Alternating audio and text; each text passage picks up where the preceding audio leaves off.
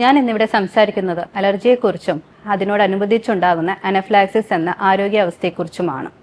എന്താണ് allergy? Allergy എന്നത് നമ്മളുടെ ശരീരം ബാഹ്യമായ വസ്തുക്കളോട് അമിതമായി പ്രതികരിക്കുന്നതാണ്. നമുക്കെല്ലാവർക്കും അറിയാം പല തരത്തിൽ അലർജികളുണ്ട്.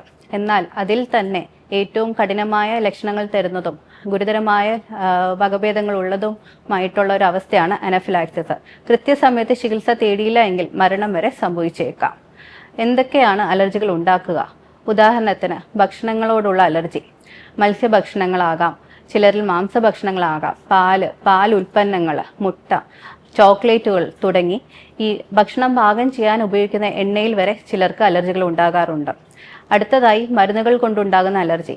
സാധാരണമായി ഒരു പനി വരുമ്പോൾ കഴിക്കുന്ന പാരസിറ്റമോളിൽ തുടങ്ങി ആൻറ്റിബയോട്ടിക്കുകളാവട്ടെ, വേദന സംഹാരികളാവട്ടെ, അതിനോടും അലർജികളുള്ള നിരവധി ആൾക്കാർ നമുക്കരികിലുണ്ട്.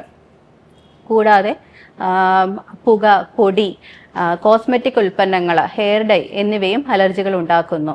കൂടാതെ ചെറിയ പ്രാണികൾ കുത്തുമ്പോൾ അത് ചിലയിനം ഉറുമ്പുകളാകാം, തേനീച്ച, കടന്തൽ എന്നിവയിൽ നിന്നും പലർക്കും അലർജികൾ ഉണ്ടാകുന്നു. അപ്പോൾ എന്തൊക്കെയാണ് ഈ അലർജിയുടെ ലക്ഷണങ്ങൾ, അല്ലെങ്കിൽ എന്ത് ലക്ഷണങ്ങൾ കാണുമ്പോൾ നമ്മൾ ഒരു അലർജി വന്നു എന്ന് തിരിച്ചറിയണം എന്നതാണ്. ചെറിയ രീതിയിലുള്ള തുമ്മൽ, ചുമ, ചൊറിച്ചിൽ എന്നിവയിൽ തുടങ്ങി ഗുരുതരമായ വകഭേദങ്ങളോട് കൂടിയ കണ്ണ് തടിക്കുക, ചുണ്ട് വീങ്ങുക, ശരീരം മുഴുവൻ തടിച്ചു പൊങ്ങുന്നതും, രക്തസമ്മർദ്ദം കുറയുന്നതും, ഹൃദയമിടിപ്പ് വളരെയധികം കൂടുക, ശ്വാസതടസ്സം അനുഭവപ്പെടുക, കൃത്യമായ രീതിയിൽ ചികിത്സ ഈ ലക്ഷണങ്ങൾക്ക് നമ്മൾ എടുക്കാതിരുന്നാൽ ഹൃദയാഘാതം വരെ സംഭവിച്ചേക്കാം. അപ്പോൾ ഈ അലർജിയെ നമ്മൾ എങ്ങനെ നേരിടണം, എന്തൊക്കെ പ്രതിരോധങ്ങൾ നമ്മൾ ഇവർക്കെതിരായി എടുക്കണം എന്നതാണ് അടുത്തത്. ഒരു അലർജി വരുമ്പോൾ അതിപ്പോൾ എത്ര നിസ്സാരമായ ലക്ഷണമായാലും, ചിലപ്പോൾ ഒരു ചൊറിച്ചിൽ മാത്രമേ കാണൂ, അല്ലെങ്കിൽ തുമ്മൽ മാത്രമേ ഉള്ളൂ എങ്കിൽ കൂടി ചികിത്സ തേടുക അനിവാര്യമാണ്. സ്വയം ചികിത്സ കഴിവതും ഒഴിവാക്കുക.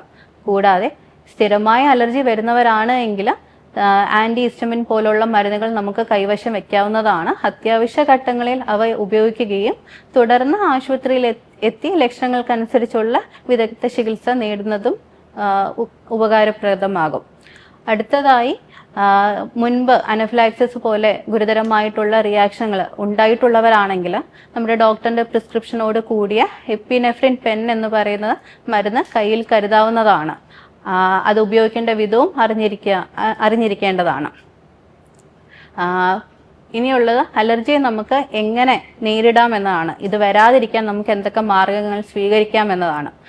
ആദ്യമായി അതിന് വേണ്ടത് എന്താണ് നമ്മുടെ ശരീരത്തിൽ ഉണ്ടാക്കുന്ന ആ ഒരു അലർജൻ എന്ന് തിരിച്ചറിയുന്നതാണ്. ഭക്ഷണത്തോടാണോ മരുന്നിനോടാണോ അലർജി എന്നത് ഒരു അലർജിക് ടെസ്റ്റിംഗ് വഴി കണ്ടെത്തുകയും തുടർന്ന് ആ അലർജനെ കഴിയുന്നതും ജീവിതശൈലിയിൽ നിന്നും ഒഴിവാക്കുകയും ചെയ്യുക. ഒരു പരിധിവരെ ഇത്തരത്തിലുള്ള ഒരു പ്രക്രിയ വഴി നമുക്ക് അലർജി ഉണ്ടാക്കുന്നത് തടയാവുന്നതാണ്. കൂടാതെ നമ്മൾ ഈ അലർജി ചെയ്ത ടെസ്റ്റിൻ്റെ റിപ്പോർട്ട് ഫോണിൽ PDF ആയോ അഥവാ നമ്മൾ സ്ഥിരം എടുക്കുന്ന പേഴ്സിലോ ബാഗിലോ സൂക്ഷിക്കേണ്ടതും വളരെ അനിവാര്യമാണ്. അടുത്തതായി, നമ്മളൊരു പനിക്കോ അല്ലെങ്കിൽ ഒരു അണുബാധയായിട്ട് ഹോസ്പിറ്റലിൽ പോയി ഇഞ്ചക്ഷനുകൾ എടുക്കുമ്പോൾ ആദ്യമായി എടുക്കുന്ന എന്ത് മരുന്നിനോടും നമുക്ക് ശരീരത്തിൽ അലർജി ഉണ്ടാകാനുള്ളൊരു സാധ്യത വളരെ അധികമാണ്. അപ്പോൾ ഏത് മരുന്നെടുത്താലും കുറച്ചു നേരം എന്തെങ്കിലും തരത്തിലെ ലക്ഷണങ്ങൾ ഉണ്ടോ എന്ന് നിരീക്ഷിക്കുകയും തുടർന്ന് ഒന്നുമില്ല എന്ന് ഉറപ്പുവരുത്തിയതിന് ശേഷം മാത്രം വീട്ടിലേക്ക് മടങ്ങുക. ചെറിയ ചെറിയ കാര്യങ്ങളിൽ നമ്മൾ ശ്രദ്ധിച്ചാൽ വലിയൊരു അലർജി ഉണ്ടാവാതിരിക്കാൻ പറ്റുന്നതാണ്. കൂടാതെ ഇനി നമുക്കരികിലുള്ള ഒരാൾ പെട്ടെന്ന് ഒരു അലർജിക് റിയാക്ഷൻ വന്ന് കുഴിഞ്ഞു വീഴുകയാണ്. നമ്മൾ എന്തൊക്കെ ചെയ്യണം? ആദ്യം നമ്മൾ എന്താണ് ചെയ്യേണ്ടത്?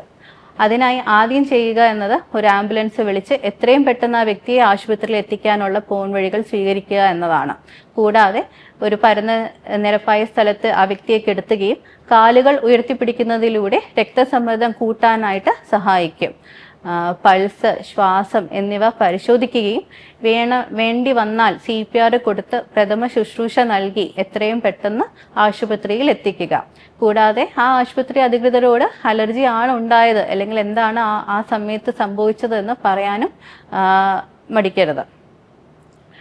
അവസാനമായി എനിക്ക് പറയാനുള്ളത്, അലർജിയെ തിരിച്ചറിയുക, വേണ്ടത്ര കരുതലെടുക്കുക, ആരോഗ്യം നിലനിർത്തുക. ഇത്രയും പറഞ്ഞുകൊണ്ട് ഞാൻ എൻ്റെ വാക്കുകൾ അവസാനിപ്പിക്കുന്നു. നന്ദി.